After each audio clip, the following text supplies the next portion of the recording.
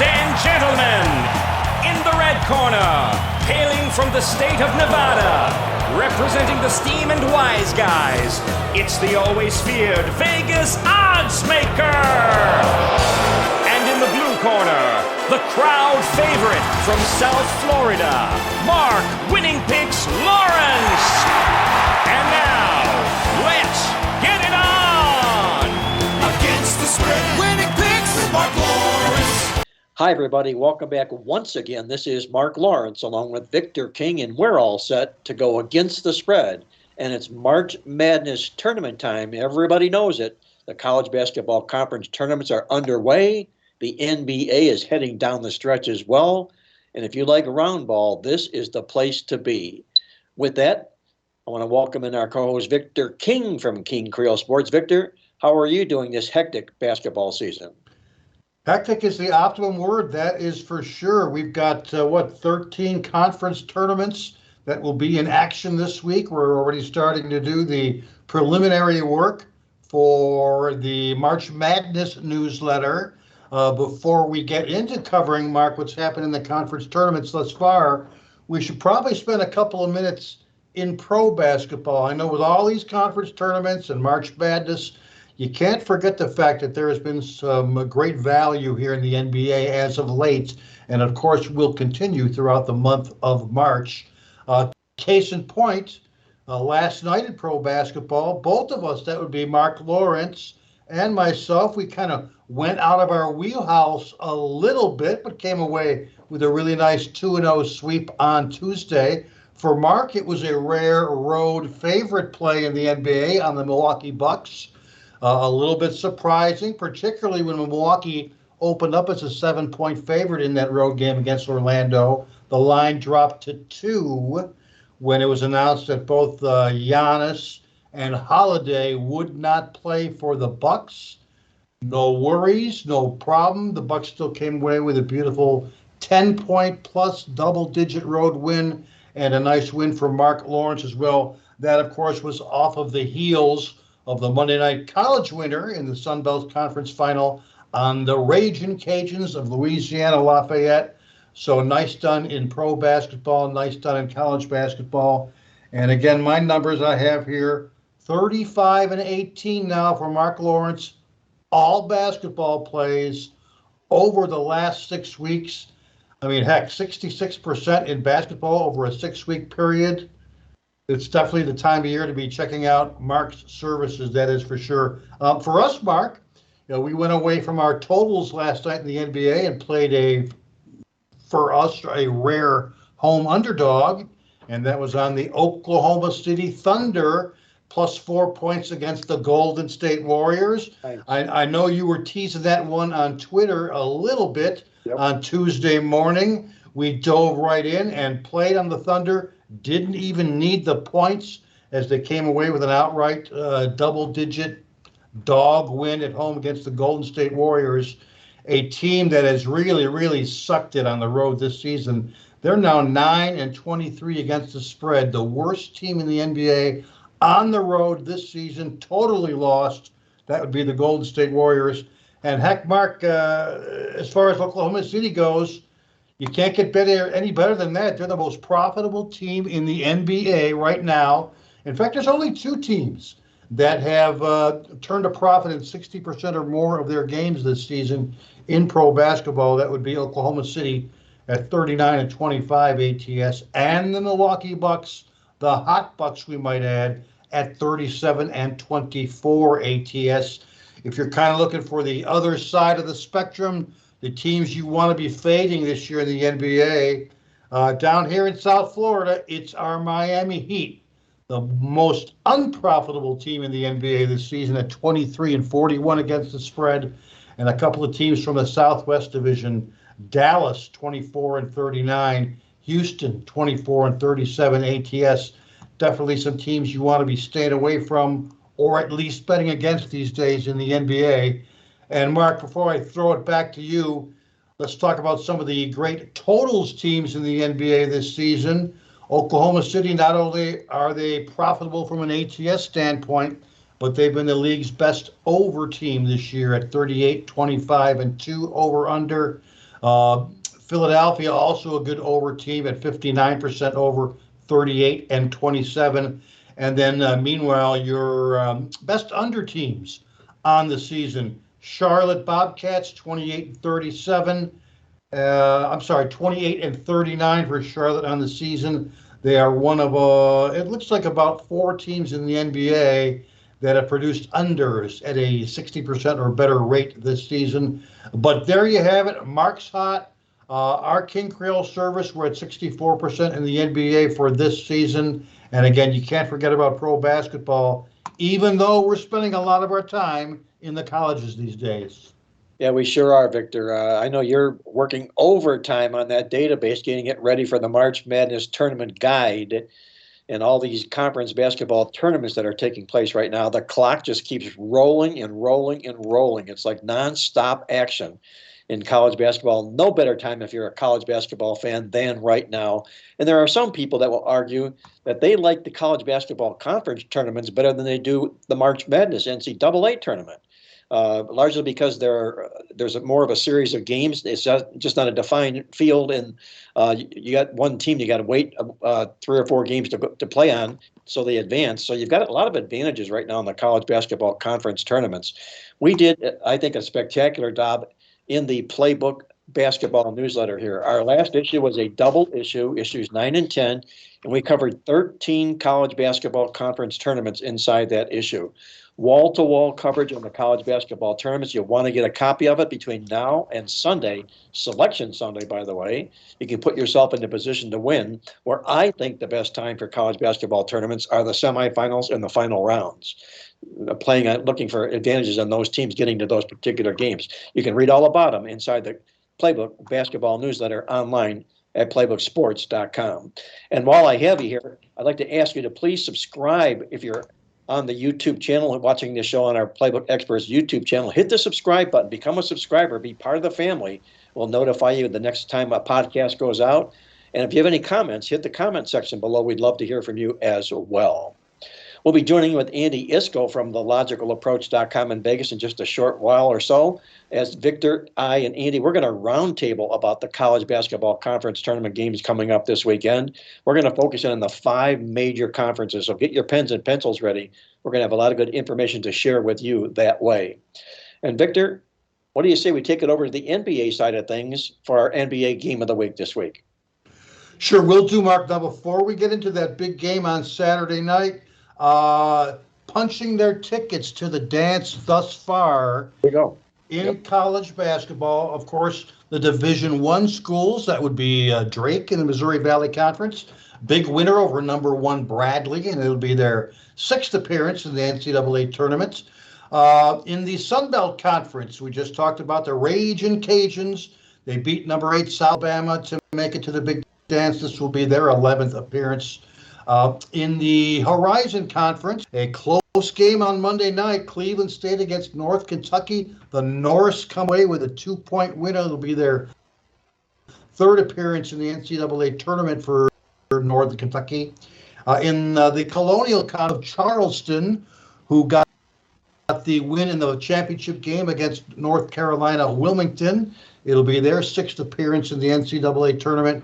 And finally, last night, with a perhaps even signature win in the West Coast Conference, the Zags Gonzaga 77-51 over number 1 seed St. Mary's, a 25-point big statement win for Gonzaga, and it'll be their 24th appearance in the NCAA tournament. We can't forget about the Division II schools who have also punched a ticket thus in.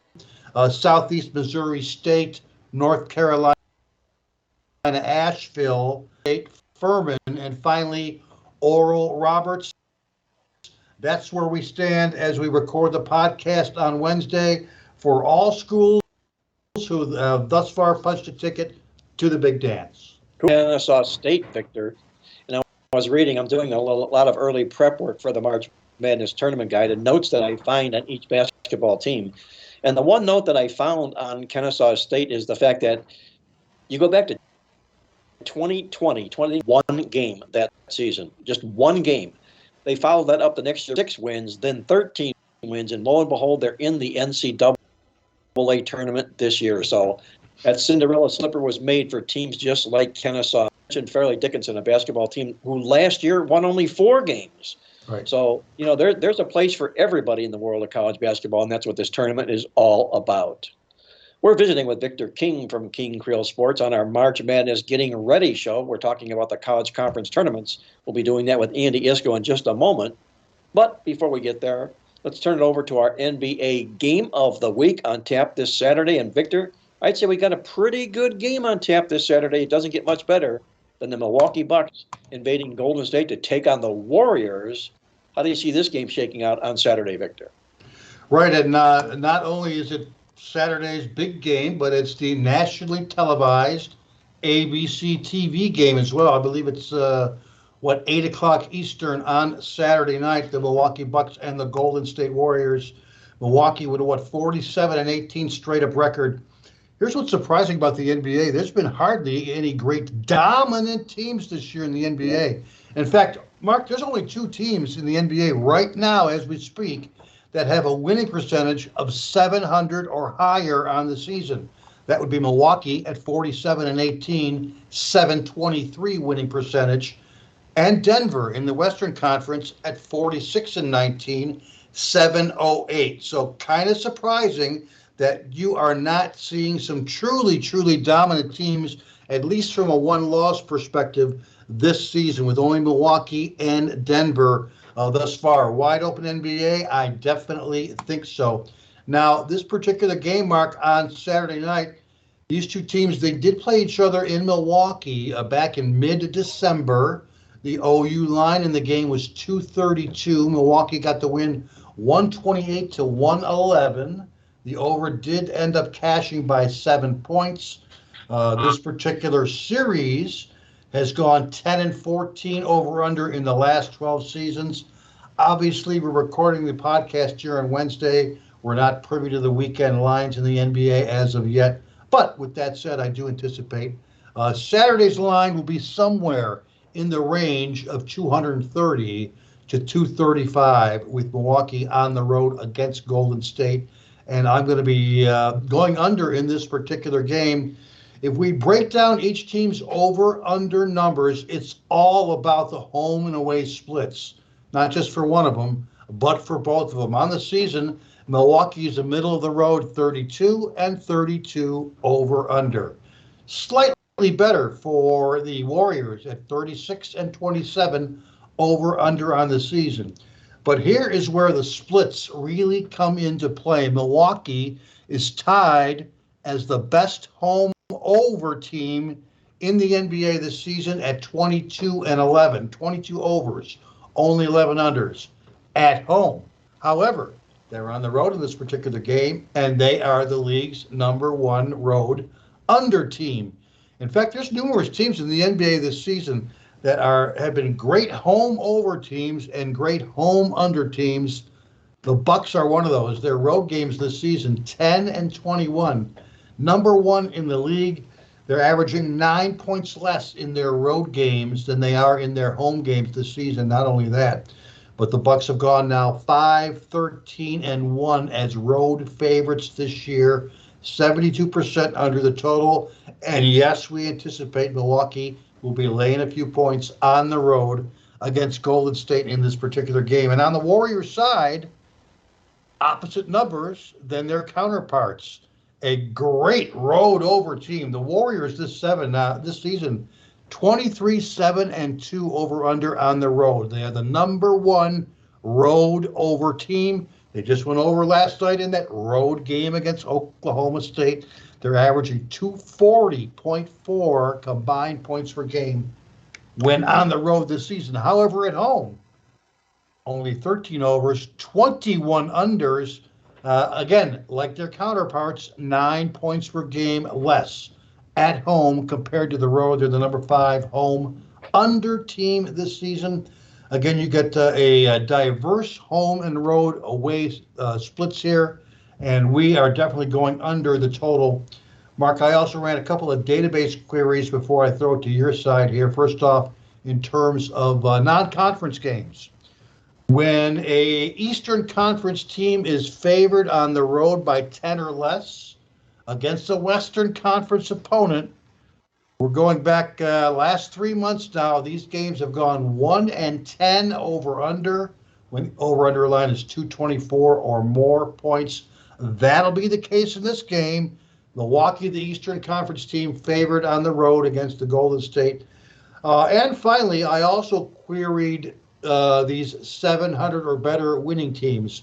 I just talked about the fact that there's only 2 of them in the NBA this season right now, and that would be the Bucks, of course, and the Denver Nuggets.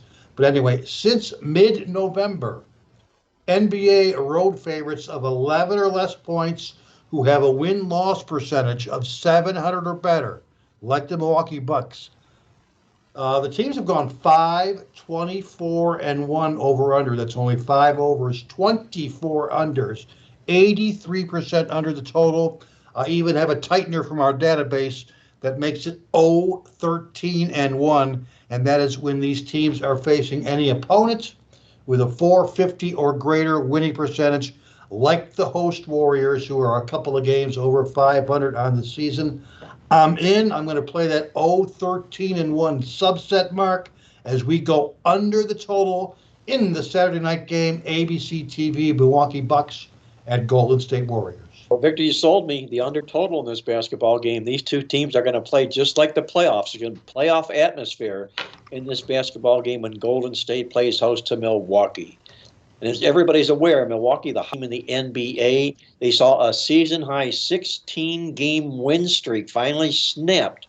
But to their credit, they did bounce back with a pair of wins immediately thereafter. One of those Victor mentioned about, which we used in our basketball play yesterday.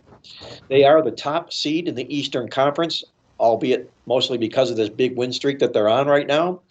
They have a 3-game lead as we're doing the podcast, and I like to fade teams in divisions, either in the division or in the conference when they hold big leads inside the division or the conference, and they're laying points to hungry basketball teams. They beat Golden State, as Victor mentioned earlier, by 17 points back in Milwaukee this year. And if you like Milwaukee, you also like the fact that the last 11 times they've laid points on the road, they won all 11 games, and they're 10-1 against the spread. A lot of good numbers at work here from the Milwaukee Bucks, but they're being priced accordingly right now. They weren't being priced that way when the streak was in the middle of the streak, but right now they can't help but price Milwaukee for where they're at this particular stage of the basketball season. The Golden State Warriors, they welcomed Steph Curry back to the lineup 2 games ago. They come in as the number 6 seed in the West. And what's interesting, Victor, if you take a look at the standings in the Western Conference, you'll find 8 teams that are within 2 losses of each other from anywhere to the number 5 to the number 12 seed in the Western Conference. It's a madhouse trying to make those top 10 seeds in the Western Conference here, and Golden State is in that mix right now. They're number 6 in the West, part of those teams that are part of 2 losses within each of one another. Golden State, you talked about dichotomies before. Golden State, terrible on the road this year, 9-23 to the spread, but at home, a different animal altogether, 22-11 to the spread. But how about this one? I'll counter that Milwaukee Bucks road favorite record with Golden State's home dog record. The Golden State Warriors, the last 13 times they've been a home underdog, they are 12-1 straight up. Wow. All 13 point spread covers in all 13 games. I'll take the hungry Golden State Warriors with Steph Curry back in the lineup, plus whatever they give us in this Milwaukee Buck basketball game for my side in this featured primetime showdown game on Saturday. You're tuned in to Mark Lawrence Against the Spread, the nation's most popular sports handicapping talk show. And our talk show today is going to focus mainly on the college basketball conference tournaments, which are underway. And with that, let's bring in our good friend Andy Iskoe from TheLogicalApproach.com in Las Vegas. We're going to check out the Vegas vibe and what's going on in Vegas from Andy. And we'll also do a little roundtable talk about these college basketball conference tournament games as well on the podcast today. Andy, how's everything going in Las Vegas these days? Mark, everything is going wonderfully, and actually, in many respects, this week is maybe even somewhat better as far as opportunities go for wagering, because you have so many of the major conference tournaments that some began on Tuesday. Yesterday, we're doing this on Wednesday, and will continue to begin until Thursday, Friday, and then the meat of the tournaments will end Friday, Saturday, and Sunday. But these also have these games starting at 8 a.m. Pacific, 11 a.m. Eastern, and they're staggered starts really almost every half hour to every hour throughout the day. Much different than when we begin the NCAA tournament, because remember, on that first Thursday and Friday, there are only, and I put in quotes, only 16 games, and a lot of them have starts within about 15, 20 minutes of each other. So at this point, this week, you've got opportunities for pregame, in-game, and second half wagering as far as almost around the clock for about 12 to 15 hours. Well, we're going to be round the clock, no doubt about it, Andy. And we're going to try and keep our focus on this week's show on the major conferences. You can call them the Power Five like we do in football, basketball. They're the big boys, okay? Let's focus on those conferences. We know the mid-majors, they're going to have a surprise or two in there. Somebody's going to come out of the Mid-American Conference and maybe for an upset or so. We're going to get our standard upsets from the mid-major conferences as well. But let's zero in on these teams that are coming out of these major conferences right now. And the number one seed in the country, Ken Palm's number one team in the country, is not from a major conference. That would be the Houston Cougars, a basketball team that they're going to have to go up against the likes of the Alabamas of the basketball world and see whether or not they can handle that weight and that attention here. Victor, let me ask you this question here. Now with the situation going on in Alabama, we talked about it last week, the Southeast Conference being who they are. What is your take or your frame of mind if you're an Alabama Crimson Tide player here going into these conference tournaments? Are you still discombobulated with all the bad press and everything going on? I know Brandon Miller held a press conference today again as well. Does that help or hurt this basketball team? I think it hurts the team, and I know that they're currently the favorite in the conference to win the conference tournament. It was somewhere around, plus 170 odds for Alabama, followed by Tennessee at around plus 280, Kentucky at about plus 450, and then finally A&M at about plus 500. That's pretty much a four-team free-for-all, if you ask me. And I also know they're back to Nashville for this year's SC tournament as well. But it's a tournament in which, and I might be on the fave in some of these other major conference tournaments, but it definitely will not be Alabama with everything going on in the SEC conference. Andy, before we get into the conferences themselves exactly, who do you make as the number one seed? If the tournament selection Sunday was today, who would be named the number one seed in the NCAA tournament in your mind? Well, I guess I would have to go, and this, of course, would assume that they win their conference tournament. I would actually go with Kansas, the defending champion. They started out slowly. They've played tremendously down the stretch.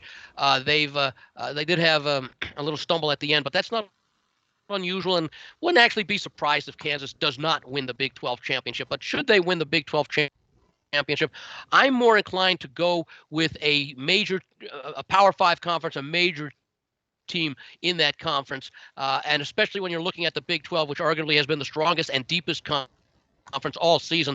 I would probably, my first choice for the overall number one would be Kansas. My second choice would be Alabama if they go on to win the SEC conference championship, because that would indicate that maybe things are a little bit better than perhaps we thought. They did have that stumble when they had that big comeback facing that deficit against South Carolina a couple of weeks ago. They've won games since then. So that might indicate to me that they're in tournament-ready shape. I take nothing away from what Houston has done, but when you compare the quality of competition that Houston has faced on a night-in, day-out basis versus that the teams like Kansas or the Alabamas have faced, I could make an argument for both Kansas and Alabama to be seated above Houston. Another team I might throw in there because they've been so consistent all year, and once again, it's predicated upon them winning their conference tournament, and that's UCLA out of the Pac-12. This is a very experienced team. They already met those expectations this year, and so I would argue that UCLA certainly deserves to be one of the top four seeds, assuming they win the Pac-12 conference. They might, if some of these major teams win their conference tournaments, they might still be a number one seed. It depends who the committee would put up ahead of them, but teams that have a better body of work based upon Alabama and the the other two major teams that I was mentioning, Kansas and UCLA. And then, of course, Houston's, let's call it, relative dominance all season. And they do have some decent wins in there, but they also have a loss to Alabama and a loss to a Temple losses. It's still an indication, especially the Alabama game, the few opportunities that they stepped up in class, that's the one where they stumbled. Well, Andy, I think you're right in step with what the NCAA and their net rankings has to say about that same question, because you know how much weight they put in their net rankings, and a lot of that net rankings is how these teams win basketball games. And the number one team in the country with the most quad wins this year is Kansas with 15. Not even close. Number two is Texas with 11. Then you have Alabama, Kansas State, Purdue, and Iowa State, all each with 9. So Kansas looks like a runaway winner in that most wins, quad one wins right now. Now, there's still time for teams to pick up some quad, obviously, in the college basketball conference tournaments coming up this year. But I have another question here I want to run by you before I turn it over to Victor, Andy. We're talking about a sleeper-type basketball. And one of the sleeper-type teams I have out of these Power 5 teams is the Tennessee Volunteers. And my starting argument with them is, number one, they do have 7 quad one wins. You know, they've checked that box. Number two, they rank in the top. In fact, they're the number one team in the country in defensive field goal percentage is Tennessee. They're number 2 also in the country in scoring margin. And you know how important scoring margin is when it comes to handicapping the NCAA tournament. The wider the scoring margin, the more oftentimes we've seen these teams reach the Sweet 16 all the way down to the Final Four. That being the case, let me run this by you, Victor. Out of the Southeast Conference, I don't see there's Alabama coming there where they're supposed to be. But if it's not Alabama, would you make Tennessee your number 2 choice? Or if not, who would you look at in the Southeast Conference? No, definitely. The fact that defense is so good is the reason that I put a little bit of money on Tennessee to win the SEC conference. So I'm with you on that one. Very good. Now, also, Andy, you mentioned UCLA coming out of the Pac-12. Now, I know that's not a Las Vegas bias, because when you handicap, I know you're not biased at all. I know you're in Vegas. We're on the East Coast here, but you do get to see a lot of UCLA playing in the Pac-12 conference here. Any other team in the Pac-12 conference that you think would merit attention, maybe a top 4 seed, other than perhaps UCLA? Well, I guess Arizona would be the other team. They've been consistently strong all year, and possibly even a bit of a surprise considering what their preseason expectations were. So I would say those two. The team that Victor talked about, the SEC, team that's playing very well, has experience, a lot of coaching experience, is Kentucky. They sort of struggled through the early part of the season as they were finding their identity, and they've played especially well, especially considering their matchups against Tennessee. After winning the first one, they won the rematch as well. That tells me something about a team's mental state and their ability as far as self-confidence goes. Tennessee, my concern for Tennessee is the overall health of that team going into the tournament. That could be a bit of a question mark. Another team I like in the SEC that always seems to make a little bit of a run, at least in recent years under the current coach, Eric Musselman, and that's the Arkansas Razorbacks.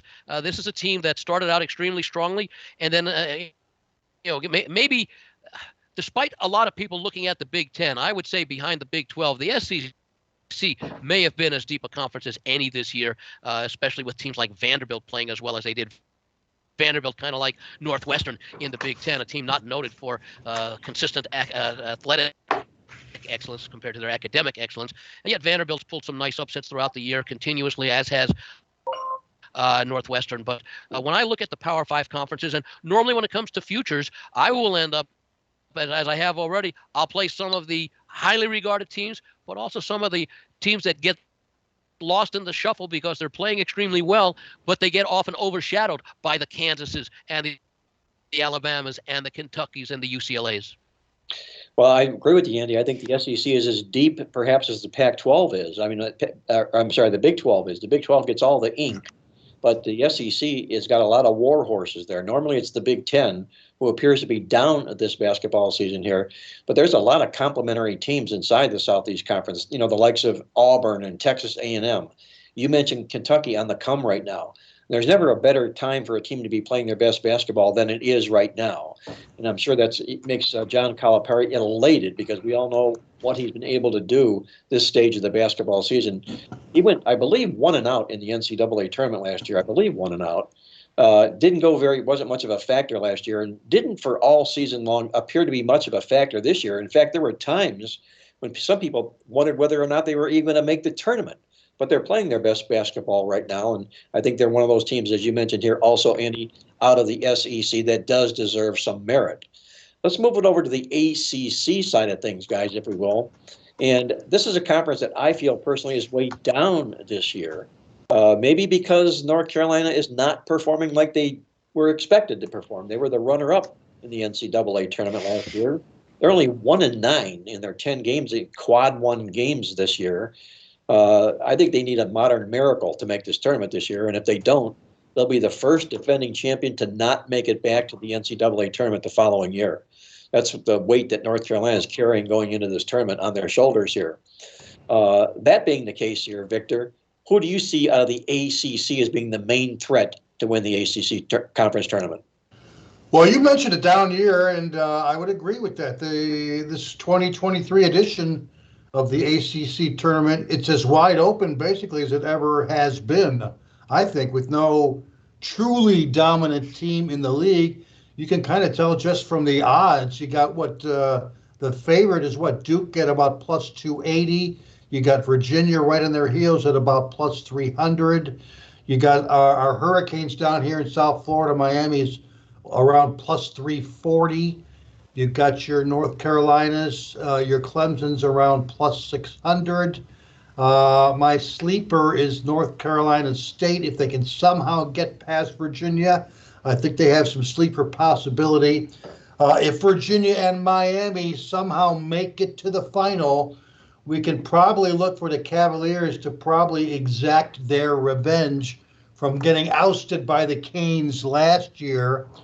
It's also a tournament, Mark, that from doing some of our work in the Playbook basketball newsletter, it's a tournament in which we'll be looking to play on teams off a tournament dog win, as those teams have gone 14-3-2 ATS. Look for any team off a tourney dog win to play on. And then finally, in Friday's semifinal round, I'll definitely be looking toward the points or the underdogs. As underdogs in the semifinal round now in the ACC tournament have gone 31-10-4 ATS. And in the last 6 years, in fact, they've gone a perfect 8-0-1 ATS. So I'll be grabbing the points with the dogs in the Friday semifinal round. Victor dogging it up in the ACC, no surprise there. Andy, who would you speculate on being the team of the ACC? There's not even an overwhelming favorite. Victor mentions Duke as being the favorite, and that may be a name and reputation. They're still not a bad basketball team.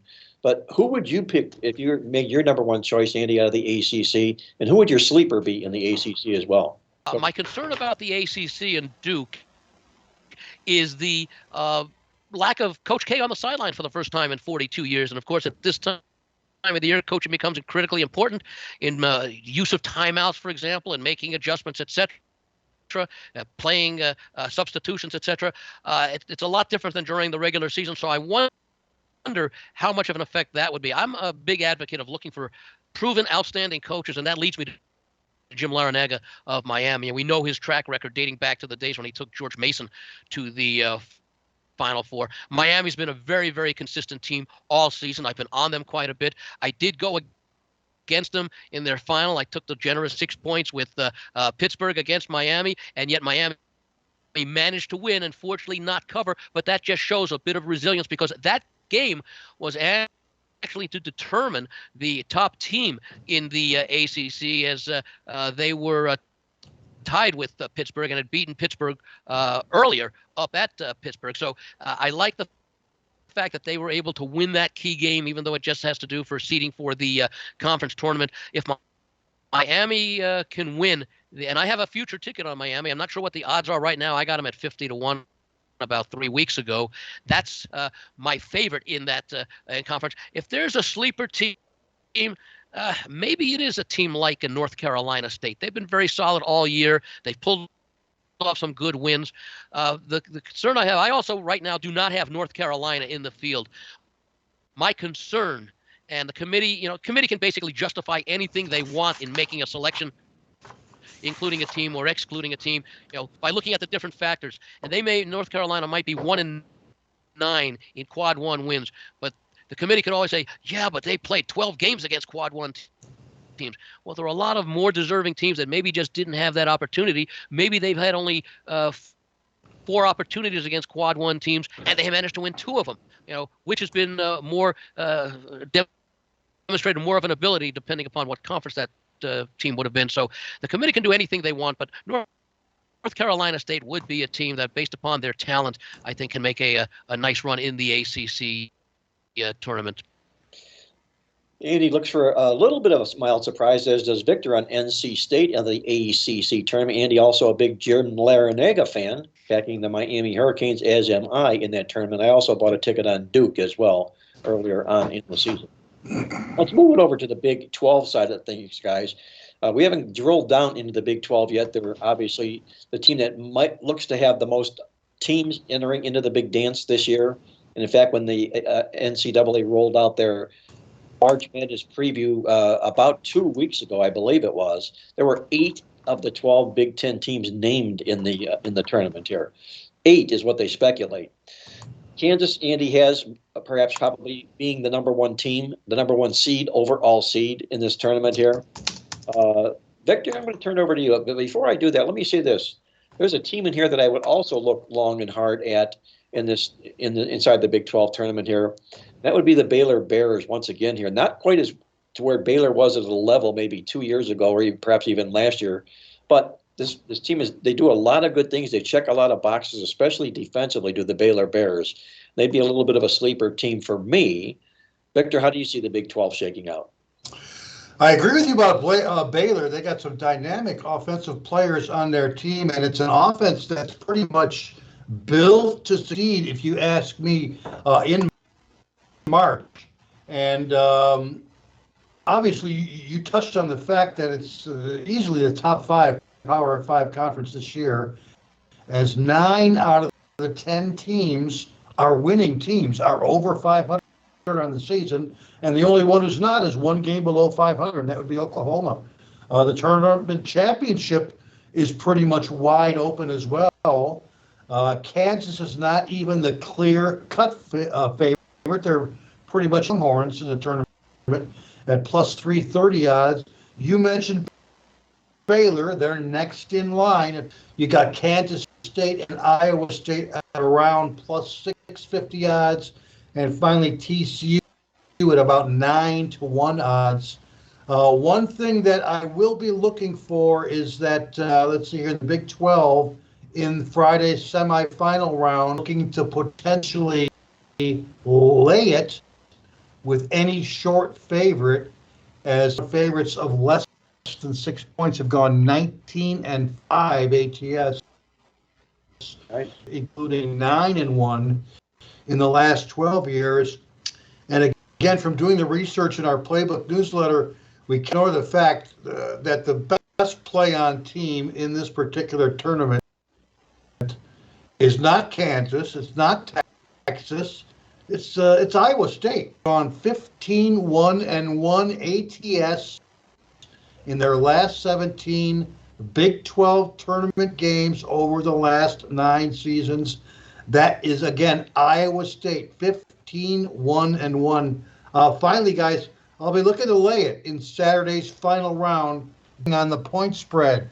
If the team who's favored on Saturday is favored by 3 or more, I'm going to be laying it in this conference, as final round favorites of 3 or more have gone 9-1 against the spread in the last 13 years. I might want to throw this stat in there about Iowa State, Victor. I thought they were also a very competitive basketball team, but just before the tournaments have begun here, their senior guard, Jason Grill, was dismissed from the basketball team for conduct unbecoming a Cyclone. That does not help a basketball team going into their conference tournaments when he's the glue to that basketball team, as he is. So I just want to make that mention. If anybody wants to hop on Iowa State, you might want to look deep and make sure you know exactly what you're getting into.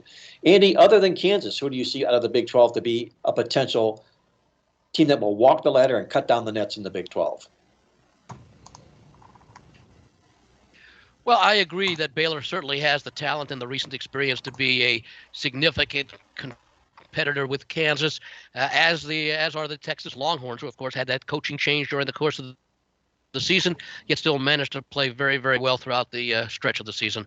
I'm not all that sold on Kansas State, but another team that I do like, again, outstanding coach, and Jamie Dixon, coached nearly 400 games in his coaching career at several stops. He's won better than 2 out of every 3 games, so that's a tremendous winning percentage that he has over an extended period of time.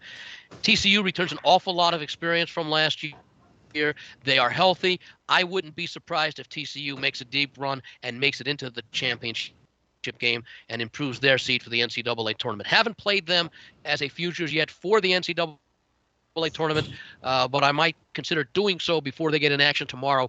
Want to see what their current odds are, and then estimate what their odds might be come the announcement of the field, because a lot of teams will see their odds change significantly because of where they're seated and the future book liability on those teams between what they are available at right now and what they may be available on Sunday evening, Monday morning. And of course, that could be both up and down depending upon the team. We're visiting with Andy Iskoe from TheLogicalApproach.com in Las Vegas. Victor King, also from PlaybookSports.com, as we're previewing the upcoming in-conference tournament games that are going on as we do this podcast. We've got one more conference to delve into, guys, and maybe we'll even touch a little bit on the Big East, although maybe they are a Power 5, although it would be the 6th conference here, but I think they deserve a little bit of credit here anyway. But inside the Big Ten Conference, to me, guys, it looks like Purdue. I know they're the favorite to win this conference here, and I honestly don't see much of a threat behind them to anybody else. Victor, who do you have in the Big Ten, and what do you make as your sleeper? No, you're absolutely right. Now, they have a switch from Indianapolis to Chicago. They'll be playing this season's Big Ten tournament in the United Center in Chicago. And you mentioned it, Purdue, pretty much your favorite. They're anywhere from plus 150 to about plus 180. You got Indiana coming in next at about plus 440. Michigan State plus 650. Maryland plus 900. I believe that those are your Playbook projected Final Four teams that are in this week's newsletter. And like in the ACC conference, this is also a tournament in which you want to play on a dog who's off a dog tourney win, because these teams have gone 15-1 ATS in the last 5 years. Again, that's in the Big Ten Conference. Any conference dog off a conference dog win. So we'll also be looking to potentially grab the points with the underdog in the final round, as final round favorites have gone 0-6 against the spread in the last 7 years. So I'll be looking for that doggy, whoever is in the final round in Sunday's tournament title game. And it looks like we're going to be walking a lot of the dog in the Big Ten Conference and the tournament coming on this weekend. Your take, Andy, on the Big Ten Conference. Who do you see coming out and cutting down those nets? Yeah, I've been very disappointed the way Purdue has played down the stretch in several situations where they had an opportunity to make some statements. For example, their second game against Indiana after losing to the Hoosiers, they really did not play very well in that contest. Northwestern sort of slid a little bit late. And I take a look at the Big 12 standings, and really, you had Purdue winning 15-5 in conference play, but most of those wins came in their first 16 conference games. And then they sort of slid a little bit down the stretch. Indiana may be playing the best basketball of any of the Big Ten teams as we enter. They had 12 wins along with Northwestern, 12-8. But then you take a look at the rest of the teams that are projected to make the NCAA tournament. You're talking about a couple of teams that are 10-10, a few that are 11-9 or 11-8, because Michigan State had that rematch game. I think it was against Minnesota, I believe it was, the one that did not get made up. I've not been overly impressed with the Big 10 really all year compared to years past. They may get in because of the fact that they play a non-conference schedule that almost assures that they're all going to have lofty records when you include non-conference play. I think Indiana has the best chance to beat Purdue, although you're asking them to do it for a third time. The fact that they really didn't give that great effort in the second rematch, which was the rematch of their regular season an initial loss, wonders about their confidence. Iowa is always a team that you have to consider. The Fran McCaffrey, the longtime coach there, has a good history. They won the tournament last year. Not sold on Michigan or Penn State. Maryland is somewhat of a surprise, and I guess Tom Izzo always has his teams playing well at this time of the year. You'd have to say, based upon talent, Purdue would be the team to beat. I think based upon current and late season form, I'd probably go with Indiana if any team is going to beat Purdue, although you're asking them to do it for the third time, which is always difficult. And of course, what that means is that should it be an Indiana-Purdue final, and I don't have the seedings in front of me, you're probably not going to get as many points with Indiana as you would like, considering what they've done the first two times against Purdue. For sure, especially being a in-state rivalry as it is and not much travel for either basketball team. Before we wrap it up here, guys, just a quick visit into the Big East Conference here. Now, I got to ask you this question. Andy, let me ask you this. There's people saying that there's a handful of teams that can win the Big East this year. Is that because of mediocrity, or are these teams even in the conference? How do you see the Big East? I think it's a little bit of both, although I think Marquette is sort of not Marquette, but I mean the Big East itself is just a shade below a major conference, and I think that's because of the fact that they don't play football to the extent that you've got teams like Creighton and Providence, etc., in there who don't really have much of a football program on a major level. But when you take a look at their basketball results over the years, of course, you had UConn there for a number of years with their outstanding performance, winning national titles. I certainly can make a case for Marquette, Creighton, Providence, Xavier, UConn, all making the field. I think they're all excellent teams. I think they've been able to perform well on the road, and I've already got tickets on Marquette and Providence and UConn to win the entire NCAA tournament. And I'm still thinking about Creighton and Xavier as well. I want to see what the matchups are, because I think that this year, because there's some really bad teams at the bottom of some of the major conferences, like the Pac-12, for example, but those top five teams are as good as any top five teams in I think any of the Power Five conferences, and you might even include the Big 12 in there. Well, you mentioned Xavier, Andy, one of only 3 teams in the country that shoot the ball at 50% or better on the season here. And Connecticut, the number 3 team in the nation in overall scoring margin. They win their basketball games by healthy margins, over 14 points a game. So, Victor, let me ask you this question before we wrap it up in our conference preview games for this week's conference tourneys here. We used to call the Creightons of the basketball world mid-major surprises, the Marquettes mid-major surprises. Now that these conferences are in the Big East, is the Big East a mid-major conference, or is it a power conference? That's the question. And it's a good question. Since they broke apart into their current format, back in 2014, most of their tournaments, of course, have been held at Madison Square Garden. They brought in a bunch of new teams. It's been a season that all year long, there's easily, and Andy just rattled them off, there's been 5 very good teams. There's been 5 pretty bad teams. And then you got a really, really weird, perplexing Villanova team that's basically right in the middle.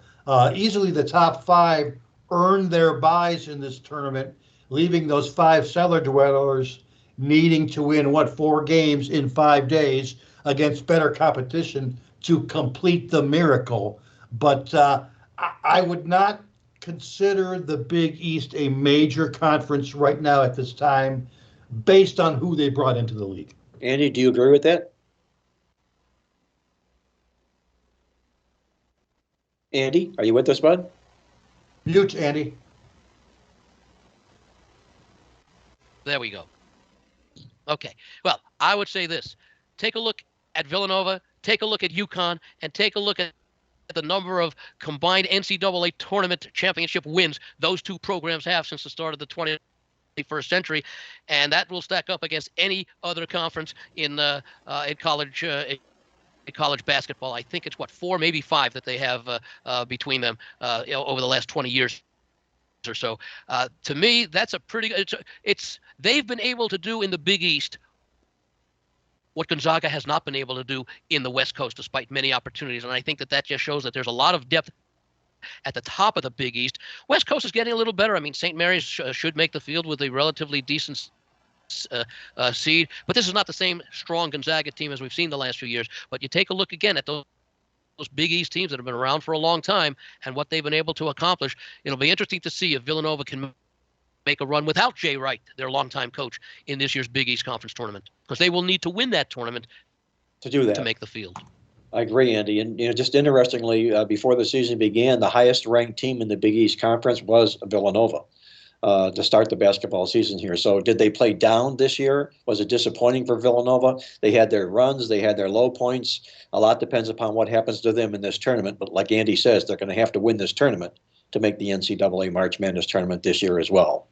Andy, before I let you go, any word in Vegas on, is there a hot team, a wise guy team, a team that anybody's got a buzz about out there in Vegas that you've heard so far about teams that maybe they think there's some value on moving forward, either in these tournaments or March Madness tournament? Well, one name keeps coming up over the past month or so. It was a team that started the season extremely strongly, is going to make the field. It's a team we just talked about, and that's Connecticut. Got off to a very strong team. You pointed out their scoring margin, etc. And again, because of the quality at the top of the Big East, whoever wins that tournament will have been tested in at least two of their tournament games, and there's no reason why UConn can't make a big run. I played them within the last week or so. I think it was at about 18-1, which I felt is relatively generous. They, depending upon where they're seated, they might be a little bit higher than that, but I could also see, because of the notoriety of that program and the success that they had, that they could be in the vicinity of 12-15-1. That's Andy Iskoe joining us from TheLogicalApproach.com in Las Vegas. Andy, a great job on the show once again, as always, this week. And we're going to look forward next week, once we know the teams we're going to be talking about in the NCAA tournament, with Selection Sunday coming up this Sunday. We'll look forward to catching up with you next week here on Mark Lawrence Against the Spread. I appreciate it. I'll have better control over the mute button, and we'll be able to be nice and smooth, and wish everyone great success in these next few days of the college conference tournaments. And then we'll be set with I'll be set with some good thoughts next week. Thank you much, Andy. That was Andy Iskoe joining us from TheLogicalApproach.com in Las Vegas, with great insight from Las Vegas on the upcoming NCAA basketball conference tournament games. Before we put the final wraps on this show, I'm going to turn it over to Victor King for his, I don't know, Victor, if you got a complimentary play, a total or whatnot, but your thoughts anyway on what we talked about in the college basketball conference tournaments. Sure thing. Now, I got a free play this week, Mark. It's going to be, however, an NBA play, and it's a play that we mentioned in this week's Playbook basketball newsletter. Another game that's going to be played on Saturday night in pro basketball. Obviously, that is my wheelhouse, and we'll be going under the total with the Boston Celtics on the road against the Atlanta Hawks on Saturday night. Over-under line should be somewhere in the low to mid 230s in this particular game. And Boston is one of those teams that we talked about at the beginning of the show, the Celtics, with quite the contrast of dynamic home and away over-under splits on the season. As an example, they are tied with Milwaukee and Oklahoma City as the three best home over teams on the season. That's Boston Celtics, 22 overs, 11 unders. Their home games have averaged over, 234 points per game, and again, a dynamic home over team. On the flip side, they're just like the Milwaukee Bucks. Milwaukee is the best road under team, despite being the best home over team. And Boston is the second best road under team, in addition to being the best home over team. Their road games this season, the Boston Celtics have gone 10-22 over under. Again, that is right up there with the Milwaukee Bucks. We're talking about 67% under the total in Boston road games this season. They are about 8 points lower scoring than their home games, and they'll be taking on the Atlanta Hawks And Mark, what I mentioned in this week's newsletter in regards to this game, I mean, it starts with the series. The last 5 meetings between Boston and Atlanta have all gone under the total, and an average of only 208.2. The margin's even more significant than the 0-5 over-under record, particularly knowing that we're going to be somewhere in the mid-230s in this particular game. It's been a very low season series between these two teams, the Hawks and the Celtics. Celtics now 0-4 over-under their last 4 Saturday conference games. They've gone 1-8, a 2-0 rest situation. That means 2 days rest for Boston, 0 rest for their opponent. I will be playing on Friday night against Washington, so they'll be coming into this game with no rest. And what do I got for their last 9 rolls as conference home dogs? The Atlanta Hawks and 8 over under, and not only that, but they've gone 1-8 over under after playing the Wizards.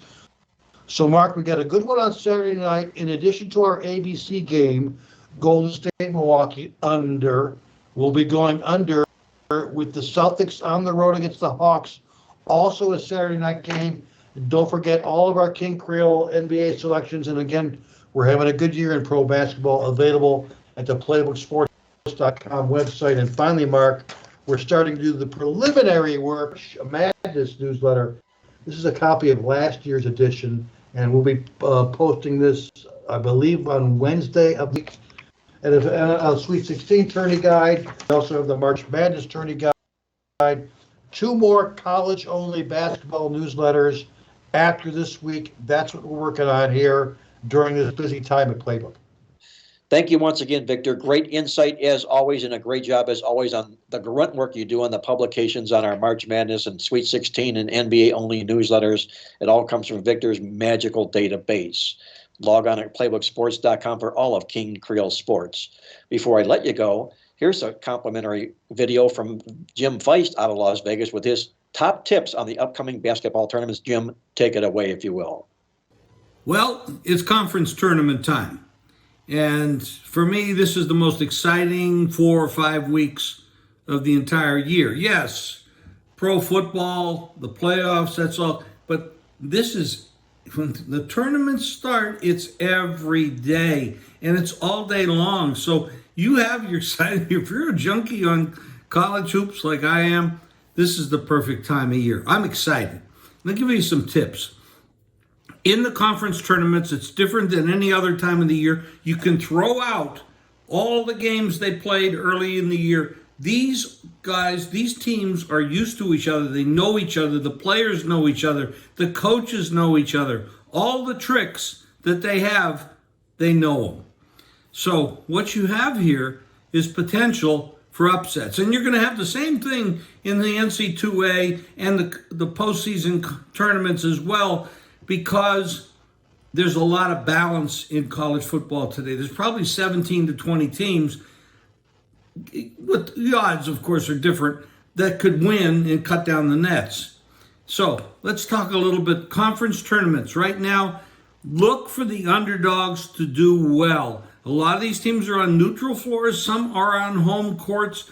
Look at how these teams play on their home courts, how they play on the road in their conference games. Forget the other games. Those teams, those games that they don't play against conference opponents mean much less than what's happening against their conference opponents, who their familiarity is tremendous. They know how to defend.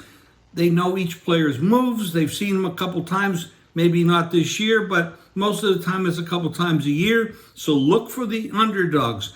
Remember, dogs are the way to go in these tournaments. And it's going to be the same thing in the NCAA, the NIT, etc., because we don't have that powerhouse club, those 4 or 5 teams that just dominate everybody. And of course, what do you have to look for? You have to look for the quad wins and the team that wins against the top 50 and the top 25. Look at all the normal stuff that everybody looks at. But guess what? The odds makers do the same thing. They look at the same facts that you're looking at. So in order to beat them, you're going to have to find a way to look for something that they are not looking at as strongly. Now, you have an advantage. They don't. They have to put a number up on every game, and they got to take the bets on every game. You don't have to play every game. Be selective. If you're throwing out 15 bets a day, you're probably not going to win unless you get really lucky. But if you're selective and you look for those spots, remember, the bookmaker has to play every game. You do not. That is a tremendous advantage that you have. Now, also, look for depth. In these tournaments, these kids, they're 18 to 22 years old, and they have to play night after night, today, tomorrow. Depth means a lot. Guard play means a lot. So if you have strong guard play, and if you have some wing players that can also move the ball well and they move their feet well, play defense, get some points, that's also a big advantage. But the guard play dominates. The guards have the ball on every play on offense. So look for that, and look for coaches that have been deep in these tournaments before, because that experience makes a big difference. Experience, I can't overrate this or overstate this. Experience is very, very important. When you're there and you know how to handle it, it makes a big difference. It makes a difference in the NFL, the Super Bowl teams, the experienced quarterback, the experienced coach. All these things matter in your life. Experience matters. You may not be the best in 2 or 3 years, but if you're experienced and the other guy isn't, you have an advantage. Well, it's the same thing in basketball, it's the same thing in betting. So be careful, look for underdogs, look for strong guard play, and the advantage that you have is you can be selective. And remember this, the public usually loses. So when you're looking for line moves on a game, if a game opens 2.5, ends up 4.5, I don't want to be chasing the 4.5. I want to be on the dog in that game. Now, maybe you'll look at it and you'll say, no way, I don't want to be on the dog.